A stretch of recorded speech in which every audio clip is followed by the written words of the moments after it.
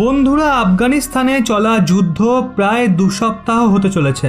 এখনো পর্যন্ত এটাই মনে হচ্ছিল যে কোথাও না কোথাও তালেবান ভীষণ গতিতে তারা এগিয়ে চলেছে, আর কম করে তাদের এই 15 থেকে 20 দিন লাগবে গোটা আফগানিস্তানকে দখল করতে। কারণ তালেবান বর্তমান সময়ে না শুধু সমগ্র পাকিস্তানি সেনার সাপোর্ট পাচ্ছে, সরকারের সাপোর্ট পাচ্ছে, বরং পাকিস্তানের ভেতরে যত জিহাদি আতঙ্কবাদী সংগঠন রয়েছে প্রায় 10-এর বেশি তাদের সমর্থনও পাচ্ছে।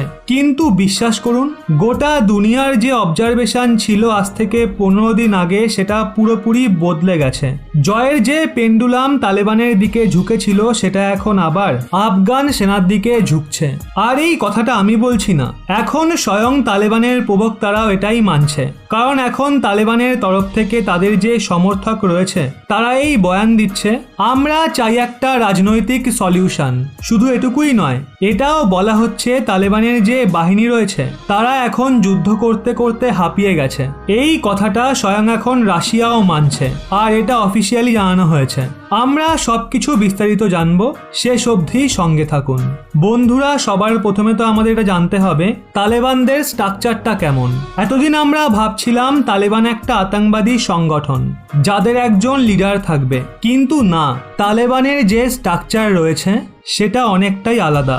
আসলে আফগানিস্তানের ভেতরে অনেক ছোট ছোট সংগঠন আছে, সেগুলোকে মিলিয়ে তৈরি হয়েছে তালেবান। আর সেই জন্য তালেবানের কোনো সেন্টার ফিগারই নেই যেটাকে নষ্ট করে তালেবানকে শেষ করা যায়।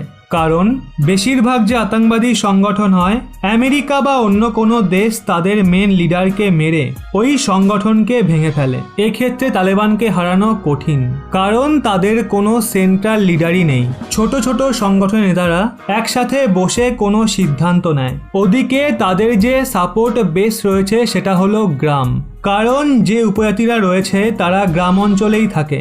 এক্ষেত্রে এখনো পর্যন্ত তাদের যে লিডার রয়েছে তারা উপজাতিগুলোকে এটা বলে আসছিল যে বিদেশি ফৌজ আমাদের দেশে রয়েছে, তাদের আমাদের দেশ থেকে তাড়াতে হবে, তাই আমাদের সমর্থন করুন। কিন্তু এখন যখন আমেরিকান ফৌজ ফিরে যাচ্ছে আফগানিস্তান থেকে, তখন তালেবানের লিডারদের উপজাতিদের বলার মতো কোনো শব্দই নেই।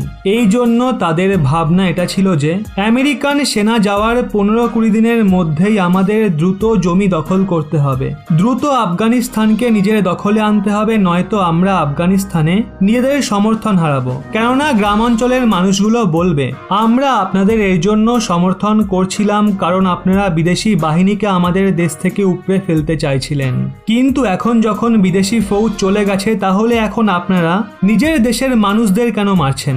সেটা তালেবানরা ভালো মতো জানতো, তাদের হাতে আর বেশি সময় নেই। সেই জন্য তারা দ্রুত দখল করা শুরু করে আর মারাত্মক হামলা করা শুরু করে। কিন্তু এখন যখন সময় ধীরে ধীরে পেরিয়ে যাচ্ছে, তখন তালেবানের হাত পাও ধীরে ধীরে ফুলছে, আর এটাকেই কনফার্ম করেছে রাশিয়া। স্ক্রিনে আপনারা দেখুন, রাশিয়ার বিদেশ মন্ত্রী স্বয়ং বয়ান দিয়ে বলেছে তালেবানের যে যোদ্ধারা রয়েছে তারা লড়তে লড়তে হাঁপিয়ে গেছে, আর সেই জন্য তালেবানের বেশিরভাগ লিডার চান এখন একটা রাজনৈতিক সলিউশন বার করা হোক আর যুদ্ধকে এখানেই থামানো হোক। আর এটা কনফার্মও করা হয়েছে। স্ক্রিনে আপনারা দেখুন, রাশিয়ার যে রাজদূত রয়েছেন আফগানিস্তানে উনি বলেছেন তালেবানের বড় একটা অংশ দীর্ঘ 20 বছর ধরে যুদ্ধ করতে করতে হয়রান হয়ে গেছে, আর সেই জন্য তারা এর একটা রাজনৈতিক সলিউশন চায়। মানে কোথাও না কোথাও তালেবান রাশিয়ার মাধ্যমে দুনিয়াকে সিগন্যাল দিচ্ছে তারা যুদ্ধ থামানোর জন্য তৈরি রয়েছে। কিন্তু এখন আফগানিস্তান সরকার যুদ্ধ থামানোর জন্য তৈরি নেই, কারণ তারা জানে যদি তালেবানকে এখানে সামান্য একটুও বিশ্রাম নেওয়ার সুযোগ দেওয়া হয় তাহলে তারা আবার পুনরায় ওরা শুরু করবে। এর জন্য আফগানিস্তান পরিষ্কার বলে দিয়েছে তারা একটা বড় যুদ্ধের জন্য তৈরি আছে। গোড়া থেকে তারা তালেবানকে উপরেই ছাড়বে, কারণ আফগান সরকার ভালো মতো জানে এখন এটা নাও আর নেভার টাইপ মোমেন্ট। যদি তালেবানকে এখনই ধ্বংস করা হয় তাহলে সেটা সম্ভব হবে, কিন্তু ভবিষ্যতে যদি তাদের সামান্য একটুও সময় দেওয়া হয় তাহলে তারা আরও শক্তি বৃদ্ধি করে পুনরায় ফিরে আসবে। সেই জন্য এটাই আফগানিস্তানের সরকার এবং সেনার জন্য বিশাল বড় একটা মুভমেন্ট। আপনাদের এক্ষেত্রে কি মনে হয়, আফগান সরকার কি তালেবানকে গোয়া থেকে উপড়ে ফেলতে পারবে? অবশ্যই নিচে কমেন্টে জানান।